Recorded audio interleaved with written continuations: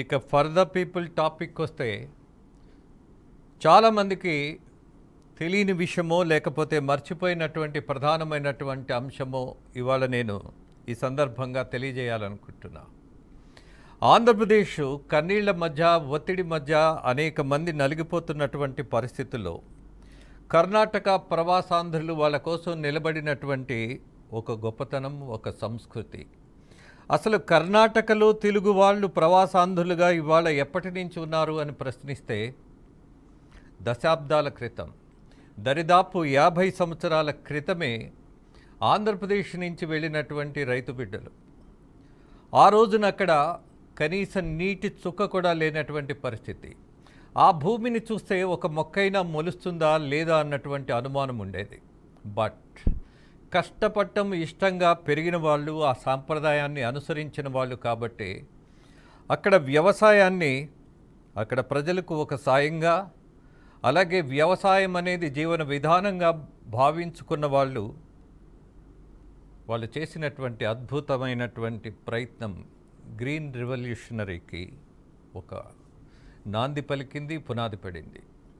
ఆ తర్వాత తరతరాలుగా వస్తున్నటువంటి వ్యవసాయాన్ని కొనసాగిస్తూ అనేకమైనటువంటి వ్యాపారాల్లో, అలాగే కర్ణాటకలో ముఖ్యంగా అనేక ప్రాంతాల్లో వీళ్ళు వెళ్ళినప్పుడు ఉన్నవి కనీసం గ్రామాలు కూడా లేవు. క్యాంపులుగా ఏర్పడి అడవిలాగున్నటువంటి ఆ ప్రాంతంలో నీటి చుక్క లేకపోయినా సరే, జీవించటానికి అవకాశం లేకపోయినా సరే అక్కడే పట్టుదలగా జీవన విధానం ఏంటో, రైతంటే ఏంటో చూయించినటువంటి ఒక గొప్ప సంస్కృతి ఉన్నది. వాళ్ళని ఖచ్చితంగా మనం గుర్తు చేసుకోవాల్సిన సందర్భం, గౌరవించుకోవాల్సిన సందర్భం కూడా ఇది. ద రీజన్ ఈజ్ దట్, నేను మొదట్లోనే అన్నాను, ఆంధ్రప్రదేశ్కు సంబంధించి అలాగే తెలంగాణలో కానీ మరెక్కడైనా సరే తెలుగువాడికి ఇబ్బంది వచ్చినప్పుడు అక్కడ అనేకమైనటువంటి సంఘాలు ఉన్నాయి. ప్రజా సంఘాలతో పాటు కమ్మ సంఘాలు కూడా ఉన్నాయి. అది కులంగా కంటే కూడా 10 మందికి కష్టం వచ్చినప్పుడు నిలబడేటటువంటి ఒక సంస్కృతిని ఆచరిస్తున్నటువంటి సంఘంగా, అందరికీ సంబంధించినటువంటి ఒక పద్ధతిగా కర్ణాటకలో తెలుగువాడంటే గర్వంగా తలెత్తుకునే దశే కాదు, ప్రపంచంలోనే కర్ణాటక ప్రవాసాంధ్రుల యొక్క పద్ధతులు చూసినప్పుడు, సంస్కారం చూసినప్పుడు ఇవాళ ఆంధ్రప్రదేశ్ కూడా తోడుగా నిలబడినటువంటి ఈ సందర్భంలో ఎన్నికలలో వాళ్ళు నిర్వహించిన పాత్రను తప్పకుండా చెప్పుకోవాలి అన్నటువంటి ప్రయత్నమే నా ఈ డిబేట్. ఆంధ్రప్రదేశ్ని అనేక సమస్యలు చుట్టుముట్టాయి. మనకెందుకులే అని ఎక్కడో ఉన్నవాళ్ళు, కర్ణాటకలో ఉన్నవాళ్ళు దే ఆర్ ఆల్ హ్యాపీ. ఆంధ్రప్రదేశ్కి వచ్చి ఇక్కడ రాజకీయాల్లో చేయబెట్టాల్సిన పని లేదు. కానీ మానవత్వం, అలాగే జన్మభూమిని కన్న తల్లిని మర్చిపోని వాడు మహానుభావుడు అంటారు. అదే పరిస్థితి. దాని మీదే కొంత మీకు ఆంధ్రప్రదేశ్లో ఇవాళ ఉన్నటువంటి సమస్యకు ఎన్నికల సందర్భంగా నిలబడిన వాళ్ళందరినీ, ఆ సంఘాల వాళ్ళని పరిచయం చేసే ప్రయత్నం చేస్తా, అలాగే వాళ్ళ అనుభవాలను కూడా మీకు తెలియజేస్తా. ఈ చర్చలో నాతో పాటు ప్రసాద్ గారు ఉన్నారు. ఆయన కర్ణాటక ప్రవాసాంధ్రులుగానే కాదు, అలాగే వ్యవసాయంలో, అలాగే అనేకమైనటువంటి పారిశ్రామికమైనటువంటి ప్రయత్నాలు కూడా చేస్తున్నటువంటి ప్రసాద్ గారు. గూడపాటి వెంకటేష్ సింధనూరు నుంచి, శ్రీహర్ష బూరుగుపల్లి, ఆయన సింధనూరు కమ్మ సంఘానికి కూడా అధ్యక్షులుగా ఉన్నట్టున్నారు. Yes, good evening Shri Harsha garu. Rajendra గారు నమస్కారం. నమస్తే. ఇటీవల మీరు రిజల్ట్స్ వస్తున్న రోజు, ఆఫ్ కోర్స్ ఒక సంక్రాంతి కంటే కూడా, ఒక దీపావళి కంటే కూడా మీకు అక్కడ ఒక ఉత్సవంలా నడిచినటువంటి పరిస్థితి చూశాను సార్. మీకు అతిశయోక్తి అనిపోతే 8 గంటలకి 9 గంటలకి రిజల్ట్స్ వేవ్ స్టార్ట్ అయింది సార్. 9:30కి వచ్చేటప్పటికి ఒక వేవ్ వచ్చేటప్పటికి సింధనూరు ఒక అద్భుతమైన ఒక ఆనందంగా, అది ఏంటో తెలియని ఒక ఎంజాయ్మెంట్కి వెళ్ళిపోయారు సార్ అందరూ కూడా. ఆ ఒక ఉత్సవం, అది మొత్తం మేము ఎవ్వరూ కూడా కలవాలని అనుకోలేదండి ఆ రోజు. మీరు చెప్తే నమ్ముతారో నమ్మరో, మనకి క్లబ్ కాకతీయలో గంటలో కనీసం 700-800 మంది ఎవరికి వాళ్ళకి తెలియకుండా వచ్చేసేస్తారు ఒక చోటకి. చాలా అద్భుతంగా, నిజంగా ఆంధ్ర ప్రజలకి శిరస్సు వచ్చిన వందనం చెప్తున్నాను. చాలా గొప్ప తీర్పిచ్చారు, ప్రజాస్వామ్యాన్ని బతికించారు. Yeah. అందులో మీ పాత్ర కూడా ఉందంట. అందరూ చేశారు సార్, అందరూ చేశారు. ఎందుకంటే మీ అందరికీ తెలుసు రాజేంద్ర గారు, మనం అనేక సార్లు కలిసాము. మేము కర్ణాటకలో ఉన్నప్పటికీ కూడా ఆంధ్రాలో ఏం జరుగుతుంది అనేది ప్రతి క్షణం కూడా మేము తెలుసుకుంటూ ఉన్నాం. ఎందుకంటే ఈ రోజుకి మాకు బంధువులు స్నేహితులు అక్కడ ఉన్నారు. మా తండ్రులు వచ్చి మేము ఇక్కడ పుట్టినప్పటికీ కూడా ఆ సంబంధాలు మాకు ఇంకా తెగలేదు. వాళ్ళకి నొప్పి వస్తే మీకు గుర్తుందో లేదో, 83లో ఎన్టీ రామారావు గారిని బర్తరఫ్ చేసినప్పుడు ఎన్టీ రామారావు గారు ఆ ఎమ్మెల్యేలని ఎక్కడ దాయాలో తెలియని పరిస్థితిలో కర్ణాటక హక్కులు చేర్చుకుంది. ఇదే సింధనూరు నుంచి ఎన్టీ రామారావు గారు వాళ్ళ ఎమ్మెల్యేలతో ఇదే చంద్రబాబు నాయుడు గారు బస్సు ద్వారా బెంగళూరు తీసుకెళ్లి దాచారు. ఆ టైంలో మేమందరం కూడా, మా తండ్రులందరూ కూడా అలా నిలబడ్డారు. ఆ రోజు నుంచి ఈ రోజు కొరకు కూడా ప్రతి చోట కూడా మేము ఆంధ్రాలో ఏ వచ్చినా కూడా మేము నిలబట్టాలి సార్. ఎస్, అదొకటే కాదు. హర్ష గారు, మీరు నిర్వహించిన సభ చూసినప్పుడు నిజంగానే నమ్మలేకపోతున్నా. మీరు ఆహ్వానించి ముందుగానే చెప్పి ఏర్పాట్లు చేసినట్టుగా అనిపిస్తుంది, కానీ అప్పటికప్పుడు జనం తరలి వచ్చినట్టుగా అనిపించట్లా. నిజంగా నమ్మబుద్ధి కావట్లా. సార్ ఇది ఏం జరిగింది అంటే, చంద్రబాబు నాయుడు గారు దీనికి ముందు 3 సార్లు ముఖ్యమంత్రి అయ్యారు సార్. తెలుగుదేశం పార్టీ కూడా 3 సార్లు వచ్చింది. మేము తెలుగుదేశం అభిమానులు అయినప్పటికీ కూడా తెలుగుదేశం వస్తే సంతోషమే కానండి, మేము అందులో ఇంతగా ఇన్వాల్వ్ అయిపోయి ఈ రకమైన రిజల్ట్ రావాలని కోరుకున్నది మేము ఒక్కడమే కాదు సార్. ప్రపంచవ్యాప్తంగా ఒక ప్రజాస్వామ్య విలువల పట్ల, ఒక రాజకీయ వ్యవస్థ పట్ల విలువలు ఉన్నటువంటి ప్రతి ఒక్కరు కూడా కోరుకున్నారు సార్. మీకు గుర్తుంది కదా సార్, 151 సీట్లు ఇచ్చి పాలించమని అధికారం ఇస్తే ఆయన ప్రజల సొమ్ముతో కట్టినటువంటి ప్రజావేదికను కూల్చడం ద్వారా ఈ రిజల్ట్ కి పునాది అప్పుడు వేసాడు సార్ ఆయన.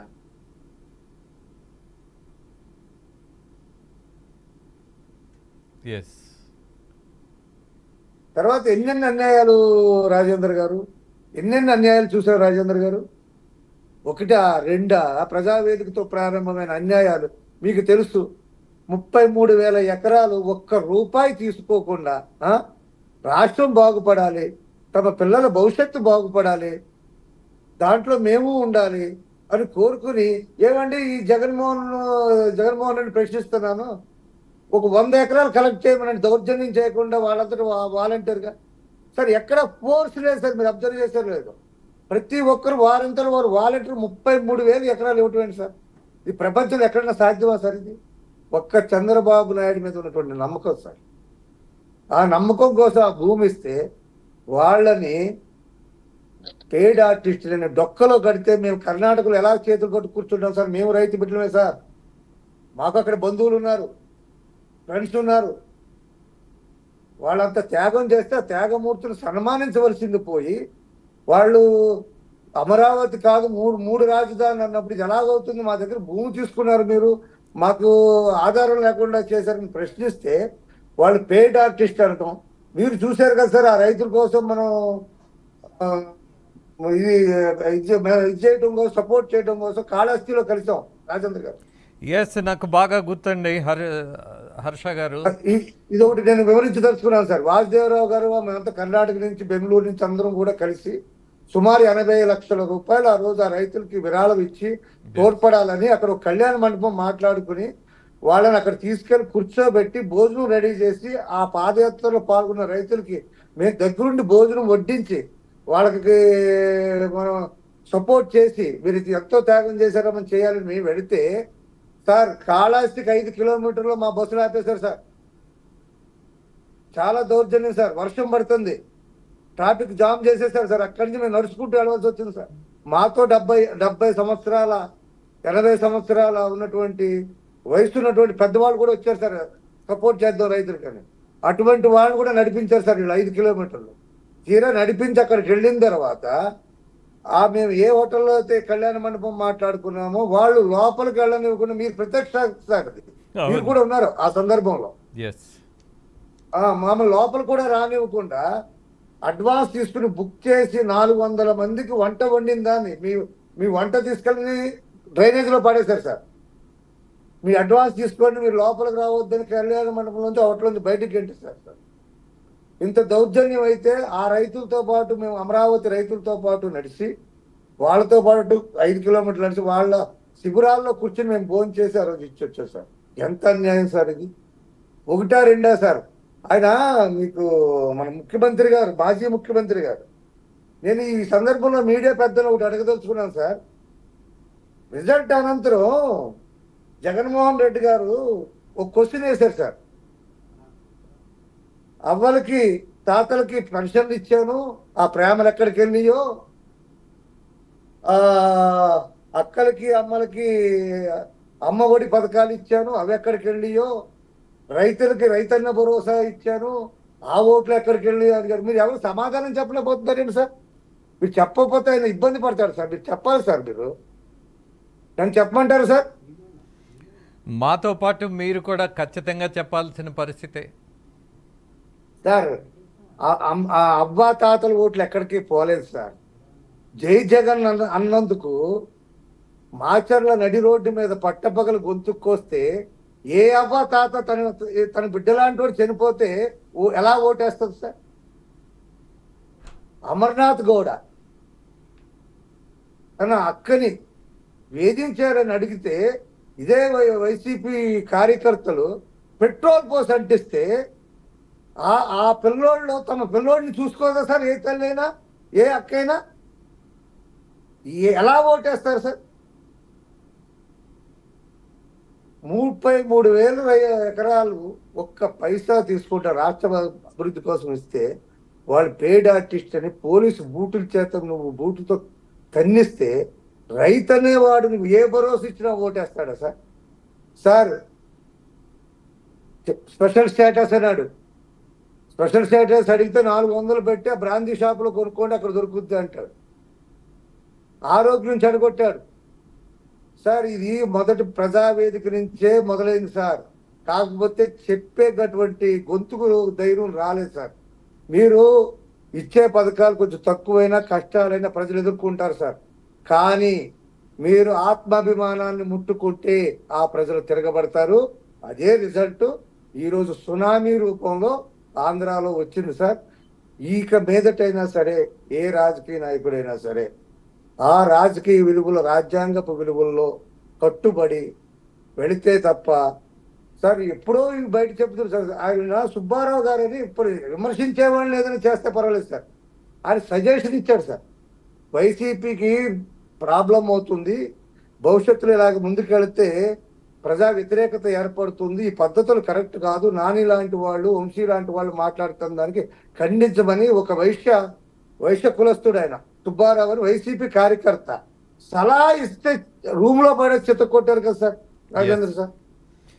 హర్ష గారు, మీరు కర్ణాటకలో ఉంటారు, మీ పనుల్లో మీరు బిజీగా ఉంటారు, కానీ ఆంధ్రప్రదేశ్ రాజకీయాన్ని ఒక జర్నలిస్టుతో పాటుగా మీ పరిశీలన కనిపిస్తుంది నాకు. Why you have shown so much of interest on AP politics? Sir నేను చెప్పగలుగుతున్నాను సార్. నాకులాగా చెప్పలేనటువంటి వాళ్ళు అందరూ అభిమానులు చాలా మంది ఉన్నారు సార్. మాకు ప్రతి ఉదయం తెలుగులో న్యూస్ చూసిన తర్వాత మాకు తెల్లారుతుంది, మళ్ళీ రాత్రి తెలుగులో ఒకసారి న్యూస్ చూసిన తర్వాత పడుకుంటాం. సో ఆంధ్ర దూరంగా ఉన్నా మేము ఆంధ్రాతో పాటు సహజీవనం చేస్తాము. ఆంధ్ర నుంచి మేమేం పొందుండకపోవచ్చు, కానీ ఆంధ్రాకి అవసరమైనప్పుడు అంతా కూడా కర్ణాటకలో తెలుగువారు, కమ్మ సంఘాలు అన్ని కూడా ఏకదాటిగా నిలబెట్టేసారు. ఒక సంఘం, ఒక కులాన్ని కూడా మనం దాటి కట్టొద్దు సార్. మనం అందరూ సమస్త తెలుగు వాళ్ళు సార్. సమస్త తెలుగు వాళ్ళు కూడా ఒక మాట మీద నిలబడుతున్నాం సార్.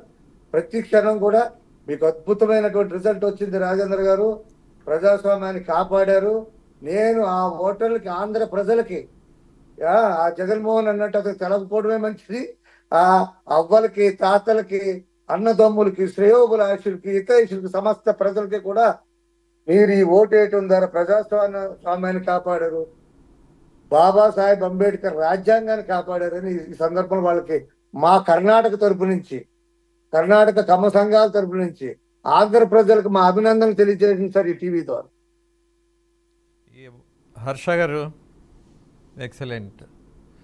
అలాగే జరిగిన అనుభవం గుర్తు చేశారు.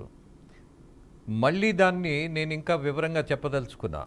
మీరందరూ వస్తున్నప్పుడు అక్కడ మీ అందరూ దిగడానికి నివాసయోగ్యంగా కొన్ని హోటల్స్ని ఎంచుకొని రూమ్స్ బుక్ చేసి డబ్బులు కట్టిన తర్వాత ఆ లాడ్జి ఓనర్స్ అందరికీ బియ్యపు మధుసూదన రెడ్డి అనే ఎమ్మెల్యే ఆ రోజు వీళ్ళు హోటల్లో కాలు పెడితే ఈ కర్ణాటక నుంచి వచ్చినటువంటి ఏ బస్ అయినా ఏ కార్ అయినా సరే కనీసం పార్కింగ్ ఏరియాలో కనపడినా సరే తగలబెడతా అని భయపెట్టేశాడు ఆ రోజు ఆయన ఎమ్మెల్యే. అలాగే మీ అందరికీ ఆ రోజు భోజనం మీరు గుర్తు చేసినట్టుగా అక్కడే కాకుండా మరొక చోట ఎక్కువ డబ్బులు ఇచ్చి వండిస్తే కూడా వండారు అని తెలిసి మళ్ళీ అతన్ని కూడా బెదిరించేసి ఆ భోజనం కూడా మీకు దక్కకుండా చేసినటువంటి దుర్మార్గం చూసాం. డ్రైనేజీలో పారేశారు సార్, డ్రైనేజీలో. యా వెంకటేశ్వరు, చెప్పండి. ఎస్, మీరు కర్ణాటకలో ఉన్న తెలుగోడికి ఇబ్బంది వచ్చినప్పుడు ఎలా నిలబడాలో అన్నటువంటి ఒక విధానంలో ఉన్నారు. అది ప్రతి వాళ్ళకి ఒక మేలుకొలుపులాగా అనిపిస్తోంది. నిజానికి మీరందరూ కంఫర్టబుల్ వేలో జీవితాన్ని కొనసాగిస్తూ ఒక పక్క వ్యవసాయం, మరొక పారిశ్రామిక రంగం, అలాగే కర్ణాటకలో ఉన్నా సరే కన్నడిగిలతో కలిసిపోయి తెలుగువాడంటే ఎక్కడైనా సరే ఒక బాధ్యతగా ఉంటాడు, ఒక సమర్థతతో ఉంటాడు అన్నది ఆల్రెడీ మీరు నిరూపించారు. బట్ ఆంధ్రప్రదేశ్ కష్టాల్లో ఉన్నప్పుడు మాత్రం మీరు నడిచొచ్చిన తీరున్నది. మరొక విషయం కూడా గుర్తు చేస్తా. మీరు విజయవాడ వచ్చినప్పుడు అక్కడ అమరావతి రైతుల్ని కలుద్దామని ప్రయత్నం చేసినప్పుడు, అలాగే చంద్రబాబు గారిని కూడా కలవాలన్నటువంటి ప్రయత్నంలో మీ కార్లన్నీ అక్కడ కనకదుర్గమ్మ వారధి దగ్గరికి వస్తే అన్ని కార్లు సీజ్ చేసి మిమ్మల్ని నడిపించుకొని తీసుకొని వెళ్ళి వాళ్ళ పోలీస్ స్టేషన్లో నిర్బంధించారు. The day I have seen all your problems. అయినా మీరు వెనక్కి తగ్గల, కలిసే వెళ్తామన్నారు, అదే ప్రయత్నం చేశారు. వెంకటేశ్వర్ అదే సార్, ఇప్పుడు నేను వచ్చైతే గత కొన్ని సంవత్సరాలు అంటే 10-15 సంవత్సరాలు అయితే ఇక్కడ అయిందండి. మా అమ్మమ్మ గారు అందరూ కూడా ఇక్కడే ఉన్నారు, ఇక్కడే వ్యవసాయం కొనసాగించడం, వాళ్ళ బ్రతుకు తెరువు అంతా ఇక్కడే సాగిందండి. వాళ్ళ వృద్ధాప్యంలో మాత్రమే అక్కడికి వచ్చారు. నాకంటూ ప్రత్యేక అనుబంధం ఉందండి ఆంధ్రప్రదేశ్కి సంబంధించి. అయితే ఇక్కడికి వచ్చి ఒక బిజినెస్ పరంగా అయితే నేను ఇక్కడికి రావడం జరిగింది. వచ్చిన తర్వాత ఇక్కడికి అన్ని షిఫ్ట్ చేసుకోవాలి, ఆధార్ కార్డుతో సహా ప్రతిదీ షిఫ్ట్ చేసుకోవాలి. టైం టు టైం ఎలక్షన్ వచ్చినప్పుడు చేద్దారని అనుకునే టైంలో జగన్మోహన్ రెడ్డి అనే ఒక వ్యక్తి, ఒక రాక్షసుడనే చెప్పాలి, అటువంటి వ్యక్తి ముఖ్యమంత్రి అవడం జరిగింది. సరేలే, అందరూ అనుకున్నట్టే నేను నమ్మాను, అంటే ఓటు వేయకపోవచ్చు కానీ నమ్మాను, నేను ఏదో జరుగుతుందని ఆశించామండి. కాకపోతే ఆయన చేసిన ఏదైతే హర్ష గారు చెప్పారో అది విధ్వంస పాలన కింద ఎప్పుడైతే మొదలైందో నా గుండె అయితే రగిలిపోయిందండి. ఎట్టి పరిస్థితుల్లోనూ కూడా ఇక్కడ ఓటు అప్లై చేసినా వచ్చినా రాపోయినా ఇప్పుడు ఆంధ్రప్రదేశ్ అనేది ఒక తల్లి లాంటిదండి. మనకి కర్ణాటకలో ఇప్పుడు ఎంతమంది ఇప్పటి నుంచో సెటిల్ అయి వచ్చినా కూడా తల్లి, మన మాతృభాష తెలుగు, మన కన్న తల్లి ఆంధ్రప్రదేశ్ కిందే ఉంటారు. ఇది ఒక తండ్రి స్థానంలో ఉంటుంది ఎప్పుడు కూడా కర్ణాటక అనేది. తండ్రి ఎలా అయితే నడవడికని మనకి చూపిస్తాడో అటువంటి నడవడికని మనకి ఒక దారిని చూపించింది కర్ణాటక రాష్ట్రం అని చెప్పాలి. అయినా కూడా నేను అక్కడికి వచ్చి ఒక 20 రోజులైతే నేను అక్కడ ప్రచారం చేశానండి. నేను ఆవేదనలో ఉండి నేను అక్కడికి వచ్చి అక్కడ ఒక 20 రోజులు మా ఊర్లో ప్రతి ఊరు, మా నియోజకవర్గంలో సంబంధించి అక్కడక్కడ వీలున్నప్పుడు నియోజకవర్గంలో పాటు వెళ్ళి. హలో, ఏ నియోజకవర్గం వెంకటేశ్వర్? సార్ మాది రాజానగరం నియోజకవర్గం సార్, జనసేన సార్ మాది. ఓకే, ఎలా జరిగింది మీ కళ్ళ ముందు ఆ రోజు ఉన్నటువంటి ఎన్నికల సందర్భంగా వైఎస్ఆర్సీపీ నాయకుల ప్రవర్తన, పద్ధతి, వ్యవహారం దగ్గరగా గమనించారు కదా? ఒక పాజిటివ్ వేలో వెళ్ళాను సార్ మేమంతా కూడా. అంటే ఇప్పుడు వరకు జరిగినటువంటి అరాచకాన్ని మేము ఎటువంటిది రాబోయే కాలంలో ఎలా ఉంటది, చంద్రబాబు నాయుడు గారు గతంలో ఏం చేశారు, రాబోయే రోజుల్లో ఏం చేస్తారనే విధానం ఎక్కడ కూడా మేము అనవసరంగా కామెంట్స్ ఎప్పుడా చేయలేదు. జరిగింది మాత్రమే వివరించుకుంటూ వెళ్ళాం. అలాగే మాతో పాటు మా ఊరికి సంబంధించినటువంటి యూత్ ఎవరైతే హైదరాబాద్ ఇటువంటి చోట సెటిల్ అయ్యారో, ఇంకో విషయం సార్, అక్కడ ఎవరు కూడా పండగలు కూడా రావడానికి ఇష్టపడట్లేదు. వాళ్ళ తల్లిదండ్రులే ఇక్కడి నుంచి వెళ్తారు. అటువంటిది వాళ్ళు 3-4 డేస్ ముందు వచ్చి మాతో పాటు ఎలక్షన్ క్యాంపెయినింగ్ కూడా చేశారు సార్. వీళ్ళందరూ కూడా వాళ్ళు ఏసీ రూముల్లో కూర్చుంటే పొద్దున్న వెళ్తే సాయంత్రం వచ్చేది. వాళ్ళకి అవసరం లేదు నిజంగా ఆ రోజు ఎలక్షన్ రోజు వచ్చి ఓటేసేసి మళ్ళీ సాయంత్రానికి వెళ్ళిపోవచ్చండి. కానీ అయినా కూడా మేము ఏదో చెయ్యాలి అన్న ఒక కసి అండి. అంటే ఎలక్షన్ లో అందరూ గెలుస్తారు, 1000-2000 ఓట్లతో కూడా గెలుస్తుంది. ఒక 30,000-40,000 మెజారిటీలు వచ్చినాయంటే కసి లేకపోతే రాస్తారు అది. అటువంటి కసే వచ్చింది. ఇకపోతే ఇక్కడ ఇక్కడ ఏదైతే మేము చంద్రన్న విజయోత్సవం చేశామో ప్రతి ఒక్కరిలోనూ సార్ అది ఒక 80 సంవత్సరాలు ఉన్నటువంటి తాతలు కానీ ఇటువంటి వాళ్ళు పెద్దలందరూ కూడా వచ్చి ఆ పెద్ద స్క్రీన్ లో చూడాలని వాళ్ళ కంట్లో ఒక భావోద్వేదం అండి. అలాగే మా అధ్యక్షుడు వారు హర్ష గారు కూడా దాన్ని ఎవరో మన ఇంట్లో పెళ్లి జరిగితే ఎలా ఉంటుందో అంత బాగా ఆ ఉత్సవాన్ని అయితే విజయోత్సవాన్ని అయితే చేయడం జరిగిందండి. ఒక విందు భోజనం కానీ ఇవన్నీ కూడా మన ఇంట్లో సొంత ఇంట్లో పెళ్లి జరిగితే ఎలా చేస్తాం అదే ఆనందం కూడా ప్రతి ఒక్కరిలోనూ కూడా కనిపించింది సార్. అక్కడికి పోతే అరాచకాల విషయానికి వస్తే నేను క్యాంపెయినింగ్ లో భాగంగా ప్రతి ఒక్కళ్ళ దగ్గరికి వెళ్ళాను. నాకు ఒక వికలాంగులు తగిలారండి. వికలాంగులు తగిలితే వాళ్ళకి పెన్షన్ తీసేశారండి సార్. పెన్షన్ ఎందుకు తీసేశారని అంటే వాళ్ళకి కరెంట్ బిల్ ఎక్కువ వస్తుందండి సార్. వికలాంగులకు కూడా మీరు కరెంట్ బిల్ ఎక్కువ వస్తుంది లేకపోతే మీకు బైక్ ఉంది, కారు ఉంది, ఇటువంటి రూల్స్ అన్ని పెట్టుకోవడం వాళ్ళని చాలా ఇబ్బందికి గురి చేశారు. ఆయన ఒక్కళ్ళే ఉంటారంటే పాపం ఏం చేయాలో తెలియదు. అక్కడ ఉన్నటువంటి లోకల్లో ఉన్నటువంటి తెలుగుదేశం నాయకులు ఎవరైతే ఉన్నారో వాళ్ళే ఆదుకునే వాళ్ళకి అప్పుడప్పుడు కావాల్సిన చేయడం ఇటువంటి ఒకటిగా సార్ చాలా ఉన్నాయి. చెప్పాలంటే డిబేట్ సరిపోదు. అలాగే ఇసుక ఆల్రెడీ సీజ్ చేసేసి ఎక్కడికక్కడ ఎలక్షన్ కోడ్ వచ్చిన తర్వాత కూడా వాళ్ళ ఇష్టానుసారం మా ఊర్లో అయితే ఒక యాక్సిడెంట్ కూడా జరిగి ఇలాగా ఎలా పడితే ఎలా ఉంటే ఒక ఆయన కూడా చనిపోవడం జరిగింది. అలాగే ఒక 2 పిల్లలకి యాక్సిడెంట్ జరిగింది. చెప్పాలంటే ఒకటిగా సార్ చాలా రకాలే ఉన్నాయి అక్కడ.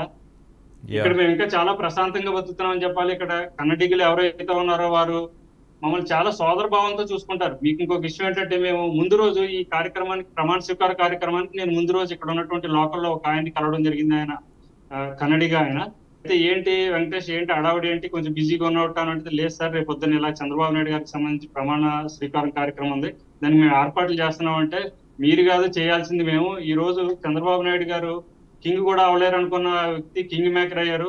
దేశంలో ప్రధాని మోడీ గారు వచ్చారు. ఇవన్నీ కూడా చాలా సంతోషకరమైన సందర్భాలు. కేవలం మీరు ఒకళ్ళే సెలబ్రేట్ చేసుకోవాల్సిన విషయం కాదు, ఇది మొత్తం దేశం మొత్తం సెలబ్రేట్ చేసుకోవాలి. ఎందుకంటే చాలా విషయాల్లో ఆయన ఒక దిక్సూచి కింద ఉన్నారు. ఇక మీదట మీ ఆంధ్రప్రదేశే కాదు ప్రతి రాష్ట్రం కూడా ముందుకెళ్తుందని వాళ్ళు చెప్పినప్పుడు నా రోమాలు అయితే నిక్కబడుచుకుంది సార్. రాజేంద్ర గారు ఇక్కడ చిన్న విషయం సార్. రాజేంద్ర గారు మీకు ఎలక్షన్ జరిగినప్పుడే మాకు ఇక్కడ ఎంపీ ఎలక్షన్ జరిగినాయండి. ఓకే, ఈ వెంకటేష్ లాంటి వాళ్ళంతా మా ఓటర్లు సార్. వీళ్ళంతా నా మాట అనకుండా వేల మంది మీ ఆంధ్ర వచ్చి ఓటేస్తారు సార్. నా ఓట్లు తగ్గిపోయింది సార్. ఇక్కడ నాకు రావాల్సిన ఓటు అక్కడికి వెళ్ళిపోయింది. కాకపోతే సంతోషంగా పంపించాను సార్. అందరూ కూడా వెళ్ళి చాలా చక్కగా పనిచేసి చేశారు సార్. ప్రసాద్ గారు, నేను వచ్చినప్పుడు చూసా, నేను గమనించింది మరొకసారి చెప్తా. మీ సభలకి ఏ రాజకీయ పార్టీకి సంబంధించినటువంటి వాళ్ళు అన్నది లేదు. అక్కడ కాంగ్రెస్ వాళ్ళు వచ్చారు, బీజేపీ వాళ్ళు వచ్చారు, అలాగే ఎమ్మెల్యేలు వచ్చారు, మాజీ మంత్రులు వచ్చారు. సకల జనులు వచ్చినటువంటి సభ మీది. సకల కులాలకు సంబంధించిన వాళ్ళను కూడా సొంతం చేసుకున్నటువంటి పరిస్థితి మీది. ఎక్సలెంట్. నిజంగా ఇలాంటి సామరస్యం ఎప్పుడూ ఎక్కడా రాజకీయాల్లో ఉండదు. బట్ కర్ణాటకలో మరి అంత గొప్ప సంస్కృతి ఎలా మీరు నిర్వహించారో అలాంటి మంచి రిలేషన్స్ని. నిజానికి చంద్రబాబుకి, బీజేపీకి, కాంగ్రెస్కి సంబంధం లేదు. బట్ ఆయనకి సంబంధించినటువంటి సభ మీరు పెట్టినప్పుడు వచ్చి అందరూ ఆ నాయకుడి గురించి మాట్లాడుతున్నప్పుడు కోర్స్ మీకు ఆనందంతో పాటు కొంత గర్వం కూడా వచ్చి ఉంటుంది. అవును సార్, చాలా గర్వంగా ఫీల్ అయ్యాం. It's a good. ముందుగా సార్, ఆంధ్రప్రదేశ్లో అత్యద్భుతమైన రిజల్ట్స్ ఇచ్చినటువంటి ఆంధ్ర ఓటర్లు అందరికీ మీకు అందరికీ కూడా అభినందనలు తెలియజేస్తున్నాను. ఇక్కడ సోదర భావం అంటే నేను యాక్చువల్లీ కర్ణాటకలో పుట్టాను సార్. ఆంధ్ర అంటే అభిమానం ఉంది, కానీ కర్ణాటకలో పుట్టినందుకు నేను గర్వంగా ఫీల్ అవుతాను. ఎందుకంటే మాకు కర్ణాటక నా జన్మభూమి అయినందుకు నేను చాలా సంతోషిస్తాను. కన్నడిగులు అంత మంచి వాళ్ళు నాకు నిజంగా చెప్పాలంటే ప్రపంచంలో ఎవరూ లేరనేది నా ఉద్దేశం, నా అభిప్రాయం అది యాక్చువల్గా. ఎందుకంటే నేను ఆ రకంగా మా ఇక్కడ చుట్టుపక్కల ఉన్న మా కన్నడిగ ఫ్రెండ్స్ తో కానీ ఇది కానీ మాట్లాడుతుంటే ఎప్పుడూ కూడా వాళ్ళు భేదభావం అనేది చూపించరండి. అది వాళ్ళకి చేతులెత్తి నమస్కరించాలి. ఇంకా మీరు చెప్పిన అదే ఆ రకంగా ఉండటం వల్లనే మీరు ఇందాక చెప్పిన విషయాలన్నిటికీ కూడా అదే కారణం. ఏ పార్టీ వాళ్ళైనా కానివ్వండి, ఎవరైనా కూడా వచ్చి అక్కడ వచ్చేటప్పటికి ఈ విషయం చంద్రబాబు నాయుడు గారి విషయం వచ్చేటప్పటికి అందరూ కూడా సపోర్ట్ చేశారు. అది మీరు కూడా చూశారు ఇక్కడ రాయచూరు వచ్చినప్పుడు కూడా. Yes. నాకు ఇక్కడ ఈ కులం మతం అని కాకుండా అందరూ కూడా మనకి అందరూ సపోర్ట్ చేస్తున్నారండి ఇక్కడ. అలాగే ఇప్పుడు ప్రసాద్ నాకు గారు తెలిసి ఒక మాట, ప్రసాద్ గారు ఒక్క మాట అడుగుతా. మీరు చెప్పినట్టుగా మీరు పుట్టింది కర్ణాటకలో, బట్ అవును సార్. ఎస్, మీకు సంబంధించిన పెద్దవాళ్ళందరూ ఆంధ్రప్రదేశ్ నుంచి ఇక్కడికి వచ్చిన తర్వాత, ఇక్కడ పుట్టిన తర్వాత ఇవాళ ఆంధ్రప్రదేశ్ రాజకీయాల మీద అంత ఆసక్తి చూపించాల్సిన అవసరం మీకు లేదు. బట్ లేదు కానీ గత 5 సంవత్సరాలుగా మీ స్పందన, మీ ఆలోచన ఎప్పుడు ఆంధ్రప్రదేశ్ గురించే ఒక వేదన పడుతున్నటువంటి పరిస్థితి నేను చాలా దగ్గరగా గమనించా. ఎందుకని ఇప్పుడు చెప్పండి. ఎందుకంటే అదే ఇక్కడ కొంతమంది బంధువులు, అది మీరు ఇందాక మా భయ్య అక్షా గారు చెప్పినట్టు కానీ వెంకటేష్ గారు చెప్పినట్టు కానీ బంధుత్వాలు అయితే ఉన్నాయండి. చాలా మంది అక్కడి నుంచి మాకు రాకపోకలు ఉన్నాయి. దానివల్ల ఏంటంటే అది కూడా మాకు ఇప్పుడు మా తల్లిదండ్రులు పుట్టిన గడ్డ ఆంధ్రప్రదేశ్, అందుకు కాబట్టి మా పూర్వీకులు అక్కడి నుంచి ఉన్నారు. మా మూలం అయితే ఆంధ్రప్రదేశే కదా అండి మొత్తానికి. ఇప్పుడు ఇక్కడ నుంచి అమెరికా వెళ్తున్నారు,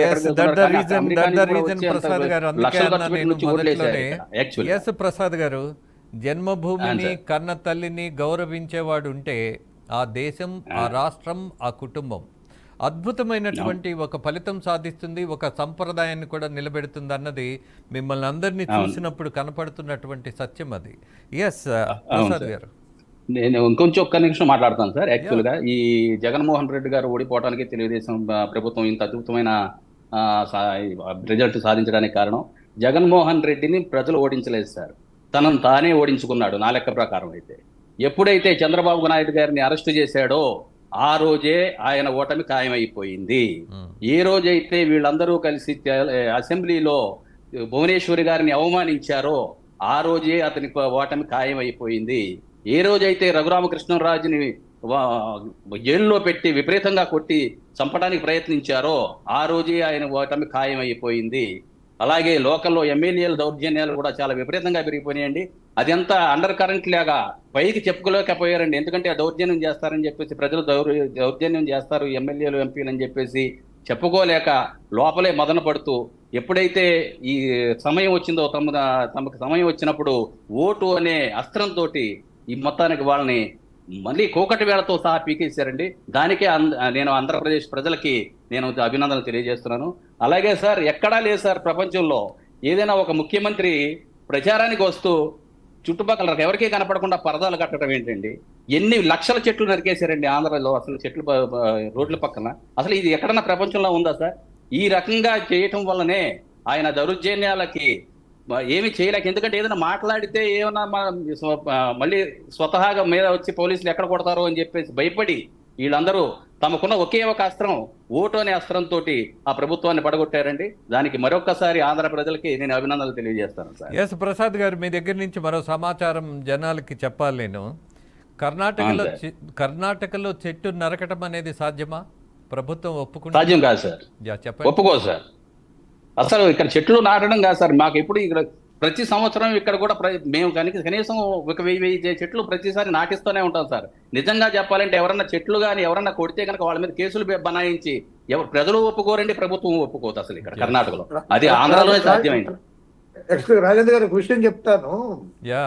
ఇక్కడ మన సమాజం పెద్దలే కొన్ని లక్షల చెట్లు నాటారు సార్, షాపుల ముందు, మొత్తం రోడ్ల పక్కన. మా షాపు ముందు ఏదైనా ఒక కొమ్మ అడ్డొస్తే కూడా నరికే అధికారం మాకు లేదు సార్. ఆ సంఘం వాళ్ళకి చెప్తే వాళ్ళు వచ్చి దానికి అడ్డు లేకుండా ఆ కొమ్మ మాత్రం తీసి వెళ్తారు సార్. మా షాపు ముందున్న చెట్టు కూడా మేము ముట్టుకోం. అలాగే అలాంటి వాతావరణం ఇక్కడ ఉంది. ఎస్, అలాగే హర్ష గారు, ప్రసాద్ గారు, వెంకటేష్ గారు అమరావతిని కమరావతి అని మాట్లాడారు. కడుపు మండల, కడుపు మండిపోదు? అమరావతికి కమ్మ వాళ్ళకి సంబంధం ఏంటి? భూములు ఇచ్చినటువంటి వాళ్ళు. అవును సార్, అమరావతిలో అందరూ కమ్మ వాళ్ళే కాదు సార్, అన్ని రకాల కులాల వాళ్ళ సంఖ్య ఎంత అండి? మైనారిటీస్ సార్ అక్కడ, మైనారిటీస్ అక్కడ. ఇతర కులస్తులు ఎక్కువ ఊరికే సార్, గ్లోబల్ ప్రచారం సార్ అంతా. సార్ రాజేంద్ర గారు, మీరు ఒక పని చేయాలి సార్. చెప్పండి రాజేంద్ర గారు, చెప్పండి. గోరట్ల మాధవ్ సన్మానం పెట్టుకుందాం సార్. మీరు కర్ణాటక తీసుకురావాలి. గోరంట్ల మాధవ్ ఎక్స్ఎంపీకి మేము సన్మానం చేయదలుచుకున్నాం సార్. నిజమే, మళ్ళీ తప్పు సన్మానం కదా సార్, మంచి సన్మానమే. ఎందుకంటే ప్రపంచవ్యాప్తంగా వివిధ వృత్తుల్లో ఎవరి పని వాళ్ళు చేసుకుని ఎవరిని ఇంకొకరు జోలికి వెళ్ళని కమ్మ సోదరుల్ని కెలికాడు సార్.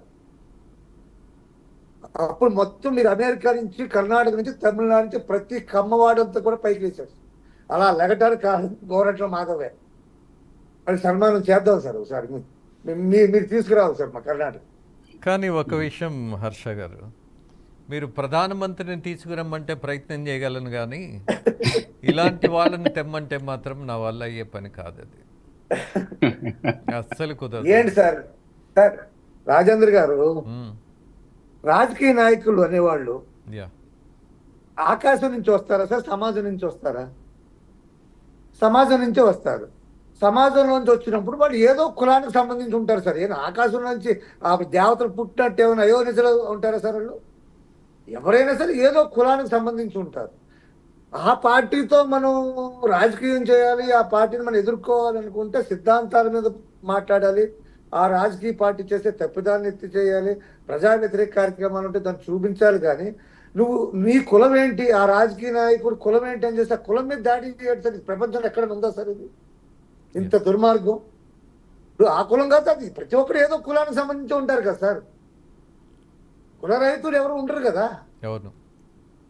ఈ మొత్తం సమాజానికి, క్రమ సమాజానికి వ్యతిరేకంగా తయారు చేయాలని ప్రయత్నం జరిగింది సార్. కానీ ప్రజలు నమ్మలేదు సార్. ప్రజలెవరూ నమ్మలేదు. అందరూ ఈరోజు జగన్మోహన్ రెడ్డి ఓటమి వెనకాల కమ్మవారి పాత్ర కన్నా 10 ఇంతలు 90 ఇంతలు అందరి అన్ని కులాల వారి పాత్ర ఉంది సార్. ప్రతి ఒక్కరి పాత్ర ఉంది. ఇక్కడ ఎవరు కూడా వాళ్ళు పన్నిన పన్నాగంలో పడలేదు సార్. వాళ్ళ దాంట్లో. ఈ సందర్భంలో నేను మరొకటి చెప్తాను సార్. ఇందాక మా సోదరుడు ప్రసాద్ గారు అన్నట్టు, ఆ చంద్రబాబు నాయుడు గారిని 72 ఏళ్ల వయసులో ఆ పెద్ద ఆయన జైల్లో పెట్టి, సార్ జైల్లో పెడితే వీళ్ళకి అర్థమవుతుంది కానండి, దాని వెనకాల వేరే కుట్టుంది సార్. మీకు తెలుసో లేదో నాకు తెలియదు. ఆయన ఆరోగ్యం అంతంత మాత్రమే. వాళ్ళు 3 నెలల్లో 4 నెలల్లో అక్కడ పెట్టి ఏ రకమైన వైద్యం అందనివ్వకుండా అతను మానసికంగా కుదించేసి అతని ఆరోగ్యం దానంతటదే చెడిపోయి ఆ వ్యక్తిని తొలగించుకోవాలన్న ఒక కుట్ర దాగుంది సార్ దీనికి. కానీ దేవుడు చూస్తూ ఊరుకోడు సార్. అలాంటి తప్పుడు పనులు చేసినందుకే ఈరోజు ఈ రిజల్ట్స్ అవి. ఆ టైంలో సార్ మనం అందరం ఇంకొకసారి చెప్తున్నాను, పవన్ కళ్యాణ్ ని మనం ఈ సందర్భంలో గుర్తించుకోవాల్సిన అవసరం ఉంది.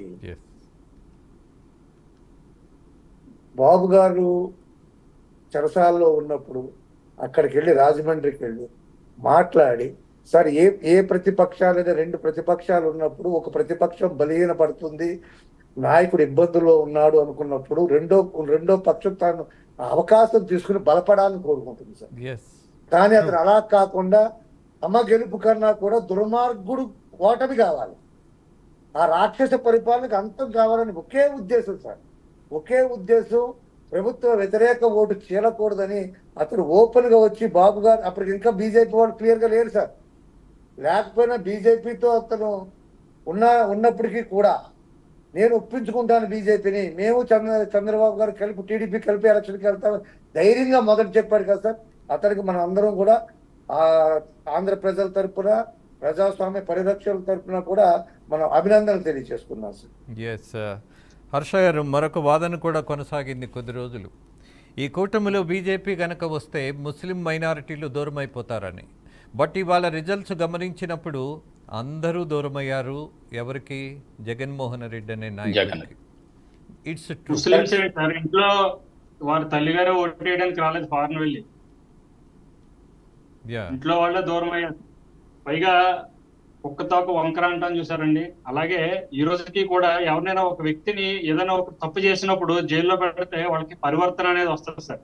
ఇటువంటి తీర్పు ఇచ్చి 151 వచ్చినప్పుడు కూడా మధ్యలో 5 తీసేసి 11 ఇచ్చినప్పుడు కూడా ప్రజలే పంగనామాలు పెట్టినప్పటికీ కూడా జగన్మోహన్ రెడ్డి గారికి ఈ రోజుకి కూడా ఆయన దగ్గర ఉన్నటువంటి ఏదైతే అధికార దాహం అనేది ఈ రోజుకి కాలేదు సార్. ఈ రోజు మాట్లాడి ఏదైతే ఎమ్మెల్సీతో మీటింగ్ పెట్టారో ఆయన చూస్తుంటే మనం కన్స్ట్రక్టివ్ గా వెళ్దాం, రేపు పొద్దున్న వీళ్ళు ఎన్ని హామీలు ఇచ్చారు, తీరుస్తారా లేదా, ఎలా తీరుస్తారో ఏంటో మనం ఒక సలహా ఇద్దాం, లేకపోతే మంచిగా కాకుండా అవన్నీ పక్కన పెట్టేసి ఆయన ఒక 5 సంవత్సరాలు మనం కళ్ళు మూసుకున్నాం, ఇంకొక 5 సంవత్సరాలు ఉంటే మళ్ళీ కళ్ళు మూసుకుంటే కళ్ళు మూసుకోలేదు సార్, కళ్ళు మూసుకుపోయి ఇప్పటి వరకు పరిపాలన చేశారని అయితే నాకైతే అనిపిస్తుంది. ఒక బాధ్యతాయుతమైనటువంటి మాట ఒక్కటి కూడా నాకైతే వినిపించలేదు. ఎవరికైనా పరివర్తన అనేది వస్తుంది, ఎన్నో కొన్ని రోజులు జైల్లో ఉన్నాకనో లేకపోతే ఒక తీర్పు మన మీద ప్రజలు ఇచ్చిన తర్వాత మనం వెళ్ళిన హామీలు ఇచ్చారు, మనం దీన్ని ఎలా అయినా మనం దీనికి సంబంధించి మనం పోరాడదాం అనే పోరాట తత్వం అయితే ఆయన దగ్గర అయితే లేదు సార్. డిస్ట్రక్టివ్ మెకానిజం తోటి ఆయన ఈ రోజుకి కూడా ఆయన స్పీచ్ ఇవ్వడం ఇవన్నీ చూస్తుంటే ఆయన గురించి ఏం మాట్లాడాలని కూడా మాటలు కూడా సరిపోతుంది. వెంకటేష్ పంగనామాలు అన్న కదా, 2 ఓట్లు ఎందుకు ఇచ్చారు ఆంధ్ర ప్రజలు? సింగల్ ఎప్పుడు ఒకటే వస్తా, సింహం ఎప్పుడు ఒకటే వస్తా అన్నాడు కదా. పాపం నువ్వు ఒకటే ఎందుకు వస్తారో పాపం, నువ్వు 1 ఇచ్చి 11 ఇచ్చి కూర్చోబెట్టారు. 2 తిరుపతిలో చేసిన అన్యాయాలకు పంగనామాలు పెట్టారు. అంటే వాళ్ళ గురించి బాగానే వాళ్ళు గుర్తించుకున్నారు. మేము పులి, మేము సింహం. What does it mean? Man eaters అన్నట్టు. మనుషులు కాదని. Yes sir. జనరల్గా ఎప్పుడైనా ఒక తిరునాళ్ళు జరుగుతుంది అనుకోండి, అక్కడ ఏం చేస్తారు? సాధు జంతువుల్ని మాత్రమే బలిస్తారు, క్రూర జంతువుల జోలికి పోరు. ఇవన్నీ ఎక్కడో ఎవరైనా మీలాంటి వాళ్ళు మేకల్ని పెంచితే తినటానికి రెడీగా కూర్చొని ఉంటాయి. అవేంటి ఆ జంతువులు? క్రూర జంతువులు. క్రూర జంతువులు అని అంటే అందరికీ తెలుసు, పులి, సింహం. వాళ్ళ గురించి అలా చెప్పుకున్నారేమో. అలాగే సింహానికి, గ్రామ సింహానికి కూడా తేడా తెలియనటువంటి వాళ్ళు ఇవాళ రాజకీయాల్లో ఉన్నారు. That's true. అలాగే రాజమండ్రిలో ఆయన జైల్లో మగ్గుతున్నప్పుడు, బాధపడుతున్నప్పుడు మీరందరూ కన్నీళ్ల పర్యంతమైనటువంటి సంఘటనలు ఐ హ్యావ్ సీన్. మీరందరూ కలిసి వస్తే బోర్డర్ దగ్గర కర్ణాటక రిజిస్ట్రేషన్ ఉన్నటువంటి కారునే ఆంధ్రప్రదేశ్లోకి ప్రవేశించనివ్వాల. ప్రసాద్ గారు, మీకు గుర్తుందా? అవును సార్, కరెక్టే. ఎక్కడైనా రానివ్వలేదు సార్. అక్కడ ఎక్కడికక్కడ మొత్తానికి చాలా రిస్ట్రిక్షన్స్ పెట్టేశారు సార్. రానివ్వలేదు. ఎంతో కష్టపడి ఇక్కడ బయలుదేరినా కూడా కొంతమంది వెనక్కి వచ్చేసాం, మేము వెళ్ళలేక. అటువంటి రిస్ట్రిక్షన్స్ పెట్టారు. మీరేమైనా బాంబులతో వచ్చారా, గొడ్డళ్లతో వచ్చారా, లేకపోతే దాడికి వచ్చారా? ఏం లేదు కదా, రైతులు కదా. ఏమీ లేదు. ఏదో సానుభూతి చూపిద్దామని చెప్పేసి వచ్చిన దాని గురించి అంతా ఇది చేశారు సార్. ఇంకా అది రాక్షస ప్రభుత్వం సార్. ఇక జగన్మోహన్ ప్రభుత్వం అనేది రాక్షస ప్రభుత్వం. ఆ రాక్షస ప్రభుత్వాన్ని తనకు తానే ఇది చేసుకున్నాడు సార్. దాంట్లో లేదు ప్రసాద్ గారు, అతను నమ్మించారు. నువ్వు ఇంకో 30 ఏళ్ళు నువ్వే ఉంటావు మహారాజువి నమ్మితే ఆ భ్రమలోకి వెళ్ళిపోయాడు అతను. అడిగేవాళ్ళు వీళ్ళు ఎందుకు అందరూ అడ్డు తొలగించేసుకుంటే నేను ఒక్కనే పాలించుకోవచ్చు అనేటువంటి జ్ఞానానికి వెళ్ళిపోయాడు. కానీ మనం ప్రసాద్ గారు, ఇక్కడ మనం సామాన్య ప్రజలు ఇది అసలు టీవీ ఛానల్ ఏ పోరాటం చేసి రాజేందర్ గారు కానీ మహా ఛానల్, అది మహా న్యూస్, TV5, వీళ్ళు 5 సంవత్సరాలు ఎంత పోరాటం చేశారండి. పర్టికులర్గా రాజేందర్ గారిని మాత్రం నేను ads of sir.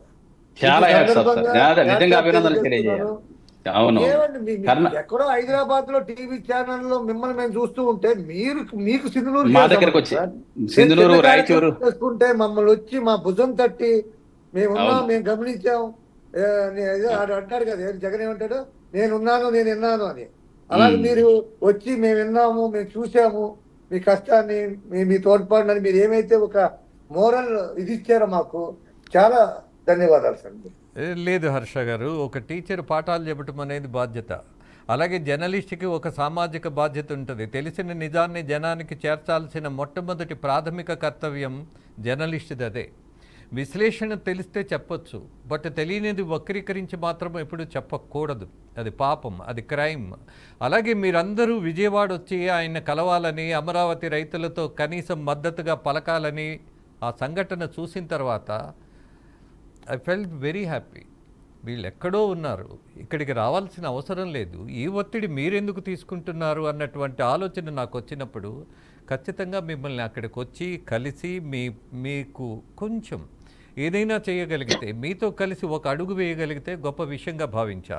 At the same time Harsha గారు, మీకు అర్థమైపోయింది జగన్మోహన్ రెడ్డి ఎందుకు ఓడిపోయాడు అని.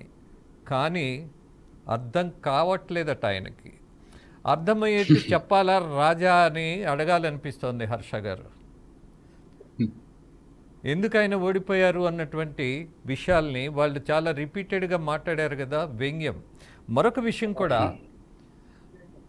మనిషికి గర్వం వచ్చినా, లేదు అడ్డగోలుతనం వచ్చినా, లేదు అహం వచ్చినా ఫలితం ఎలా ఉంటుంది అన్నటువంటిది తెలంగాణ, ఆంధ్రప్రదేశ్ ఎన్నికల ఫలితాలు చాలా స్పష్టంగా తెలియజేశాయి. It's a case study.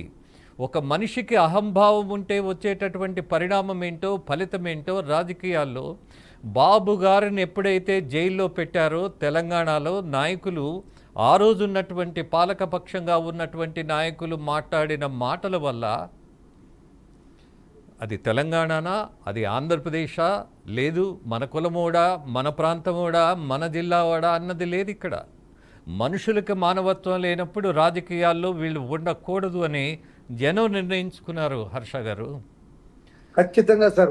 Jagan పరిపాలన యొక్క ఎఫెక్ట్, జగన్తో అతను చేసిన స్నేహము, మేము ఆంధ్ర వెళ్ళాలన్నప్పుడు బార్డర్లు ఆపేయటము, ఆ చంద్రబాబు నాయుడు అరెస్ట్ అయినప్పుడు వాళ్ళు మాట్లాడిన మాటలు, కేటీఆర్ మాట్లాడిన మాటలు ఖచ్చితంగా ఆ అహంభావి ఓడిపోవటానికి చాలా ముఖ్యమైన పాత్ర వహించింది సార్. అందులో రెండో మాట లేదు. అది ఒక తెలంగాణ వరకే చూడలేదు. చాలా మంది ఓటర్స్ సార్ నిన్నటి వరకు కలిసి ఉన్న రాష్ట్రాలు కదా సార్. అది ఒకరోజు బార్డర్ విడదీసేసినంత మాత్రాన్ని మనసులే దూరం అయిపోతాయండి. కొన్ని ఫీలింగ్స్, సెంటిమెంట్స్ ఇప్పుడు కలిసి ఉంటాయి సార్. అక్కడ వాళ్ళని ఇక్కడ వాళ్ళు ప్రభావితం చేస్తారు, ఇక్కడ వాళ్ళని అక్కడ వాళ్ళు కొంతవరకు ప్రభావితం చేస్తారు.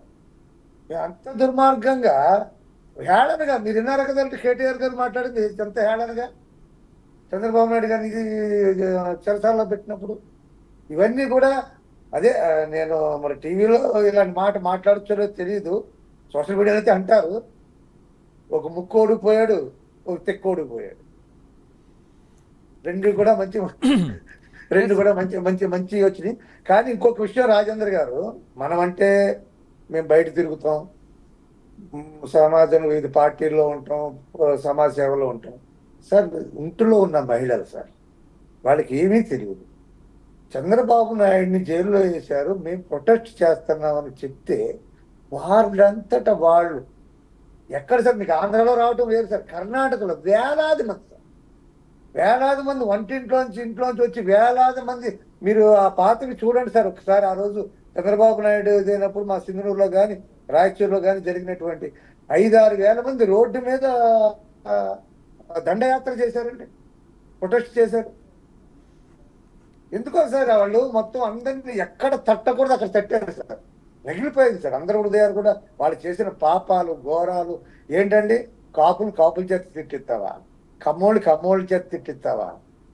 అవి తిట్ల అసెంబ్లీ సాక్షిగా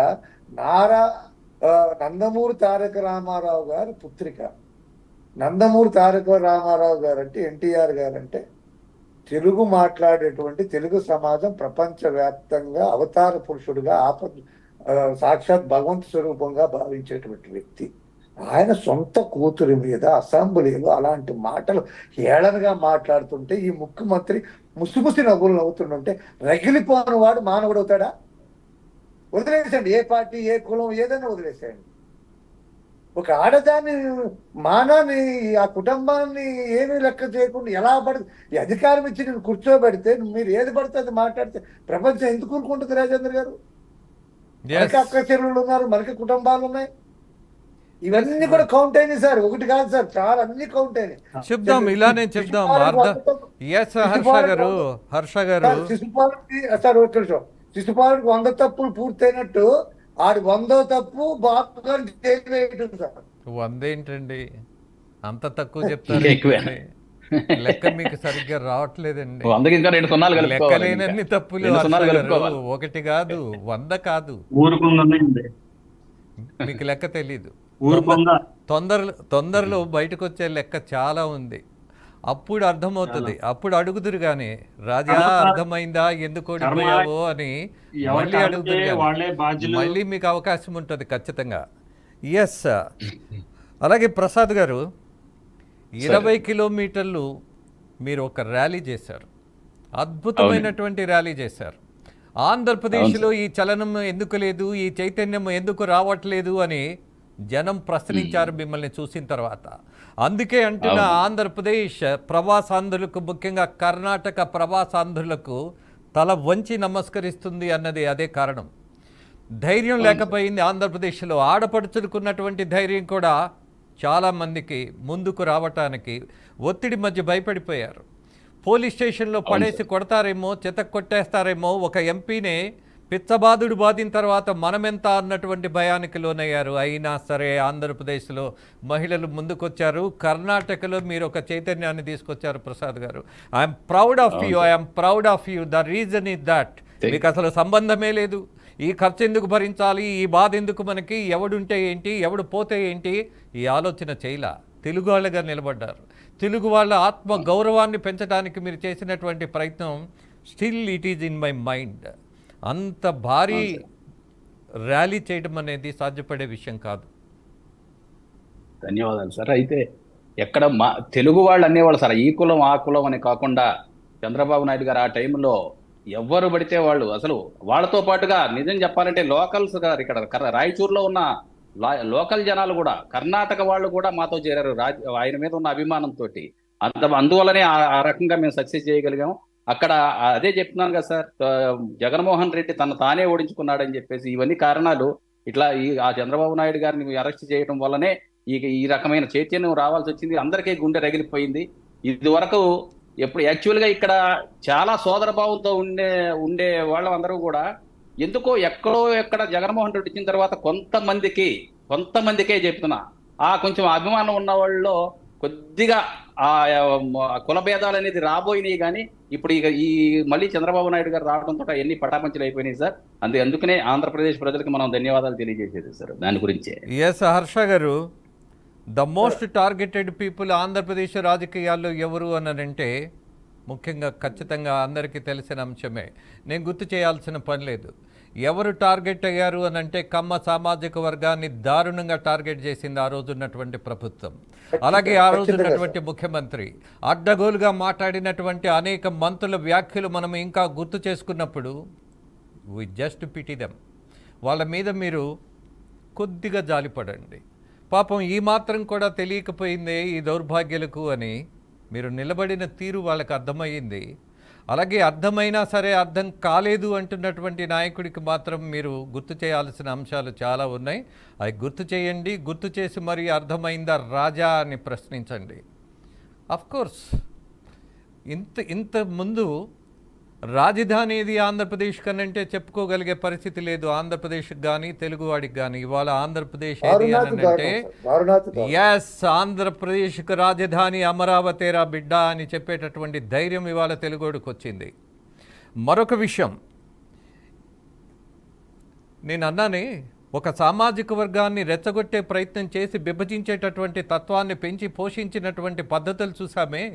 చాలామంది అడిగారు, అరే ఈ కులపోళ్ళకి కనీసం పౌరుషం ఉండదా, ఏంటి పలకరేంటి ఉలకరేంటి, అసలు కదలరేంటి, ఇదేంటి పౌరుషం చచ్చిపోయిందా అన్నారు.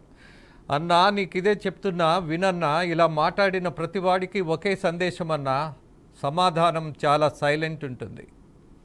దాని ఫలితం వైలెంట్గా ఉంటుంది. ఆ వైలెంట్ ఏదో ఇవాళ ఆంధ్రప్రదేశ్ రాజకీయాల్లో మీరన్నటువంటి సామాజిక వర్గం కూడా చూయించింది. అందరితో పాటు అందరి కన్నీళ్లు తడవడానికి కర్ణాటక నుంచి వచ్చినటువంటి మీ అందరికీ మరొకసారి ధన్యవాదాలు తెలియజేస్తున్న హర్ష గారు. అలాగే తెలుగుడనంటే ఆత్మాభిమానానికి ప్రతీకగా నిలబడేటటువంటి ఈ సంస్కృతి ఖచ్చితంగా తెలుగోళ్ళందరూ నేర్చుకోవాలి. ఏ ప్రాంతంలో ఉన్నా సరే పక్కనే ఉన్నటువంటి కర్ణాటక నుంచి మీరు ఎందుకు వచ్చారు అని అంటే స్వార్థం లేదు, మీకు ఉపయోగం లేదు, మీకు ఏ రకమైనటువంటి ఆశలు లేవు. కన్నీళ్లతో ఉన్నటువంటి ఆంధ్రప్రదేశ్ కన్నీళ్లు తడవడానికి వచ్చిన మీ అందరికీ హర్ష గారు ఎక్సలెంట్. మీ సంస్కృతి, మీ పద్ధతి, దీన్ని కొనసాగిద్దాం. లాస్ట్గా మీరు చెప్తున్నారు కాబట్టి కమ్మ సమాజం అని చెప్తున్నారు కాబట్టి ఆంధ్రాలో నేను చూసింది ఏంటంటే ఇంకా కొంతమంది కొంచెం పర్సంటేజ్ ఆఫ్ కమ్మవారు ఇంకా కూడా నువ్వు కమ్మవాడు, నువ్వు కమ్మ కలెక్టర్, కమ్మ రాజధాని అని నొక్కి చెప్తున్నా కూడా ఇంకా జగన్మోహన్ రెడ్డి గారికి అడుగులు మెత్తే వాళ్ళు ఇంకా కూడా చదువుకున్నాడు విజ్ఞులు ఉన్నారు. వాళ్ళు కూడా కేవలం వాళ్ళకొక ఇమేజ్ అంటే మన ఇందులో ఉంటే మనం బయట పడలేము అని ఒక ఇమేజ్ కోసం ఇంకా వైఎస్ఆర్సీపీలో కొనసాగుతున్న వాళ్ళకి మరి వాళ్ళకి కూడా ఎప్పుడు బుద్ధి వస్తుందో అని కూడా నేనైతే అనుకుంటున్నానండి. మీరు ఒక because your an young person, మీకు కొన్ని ఎక్స్పెక్టేషన్స్ ఉంటాయి. ఎప్పుడు ఏ చిన్న ఎక్స్పెక్టేషన్ కూడా పెట్టుకోవాల్సిన పని లేదంటాను వెంకటేష్. కారణం ఏంటంటే మనం ఒక ఎక్స్పెక్టేషన్స్తో మన జీవన విధానం ప్రారంభిస్తే నిరాశ ఎక్కువ పెరుగుతుంది. Without any expectation you start your journey where ever you go. మీరు కాన్ఫిడెంట్గా ఉంటారు. అలాగే వాళ్ళు చెలించలేదు, కదలలేదు, కనీసం రియాక్ట్ అవ్వలేదు అన్నటువంటి బాధ అక్కర్లా. ఒక్కడు చాలు దేశ చరిత్రను మార్చడానికి, ఒక సంఘం చాలు ఈ దేశం మొత్తానికి సందేశం ఇవ్వడానికి. అలాగే మీరు చూపించినటువంటి ఒక చొరవ ఉన్నదే, ఒక ధైర్యం ఉన్నదే, అది ఆంధ్రప్రదేశ్లో కూడా ఒక ఇన్స్పైరింగ్ ఐటమ్ అయింది. I have seen it. మీ గురించి మాట్లాడుకునే పరిస్థితి మీరు తీసుకొచ్చినటువంటి దశలో ఆంధ్రప్రదేశ్లో అనేక మంది అరే వాళ్ళే మన గురించి ఆలోచిస్తుంటే మన గురించి మనం ఆలోచించుకోవద్దా అన్నటువంటి పరిస్థితి కూడా వచ్చింది. ప్రసాద్ గారు, వెంకటేష్ గారు, అలాగే హర్ష గారు. రాజేంద్ర గారు, ఒక చిన్న విషయం, ఒకే నిమిషం ముగిచ్చేస్తాను సార్. అక్కడ మీరు కళ్యాణ మండపం ఇది చూపిస్తున్నారు కదా, చిత్రం వెనకాల వీడియోలో మేము పెద్ద స్క్రీన్ ఏర్పాటు చేసాం సార్. 12-25 అడుగుల స్క్రీను. అక్కడ పెద్దవాళ్ళందరినీ పిలిచాము. నారా చంద్రబాబు నాయుడు అనే నేను అని లేచి ఆయన ప్రమాణ స్వీకారం చేస్తే మొత్తం చిన్న పెద్ద లేకుండా ఎంత ఉద్వేగం అంటే, ఒక పెద్ద ఆయన దాన్ని పట్టుకుని ఏడ్చేశారు సార్. ఆ మూమెంట్ అనమాట. అది సేమ్ మీరు అమరావతి వెళ్తే ఎలా కనపడుతుంది అలాగే కనపడింది సార్. సింధనూరులో కూడా ఒక కేసరపల్లి సృష్టించావు నిన్న మీ అందరి తోడ్పాటుతో. ఎస్ హర్ష గారు, మీరు చేసిన ప్రయత్నం, మీరు నిలబడ్డ తత్వం, మీరంతా చిన్నవాళ్ళు, నేను మరీ పొగిడినట్టుంటుంది. బట్ వాస్తవం మాత్రం అదే. మీరు నిలబడిన తీరు మాత్రం ఖచ్చితంగా తెలుగు వాళ్ళందరూ ధన్యవాదాలు తెలియజేయాల్సిన పరిస్థితి ఉన్నది. బట్ ఇచ్చినటువంటి తీర్పు మాత్రం ప్రశ్నిద్దాం. అర్థమైందా రాజా? నీ పొగరుమోతుతనానికి, నీ మూర్ఖత్వానికి ప్రజలు ఎలా రియాక్ట్ అవుతారో నా రాజా అర్థమైందా అని మీరందరూ అడగాల్సిన పరిస్థితి ఉన్నది, అడిగే దశ ఉన్నది, ఆ సందర్భం కూడా వస్తుంది. ఎనీహౌ మీ ముగ్గురికి ధన్యవాదాలు తెలియజేస్తూ ముగిస్తూ నమస్తే, మీ రాజేంద్ర.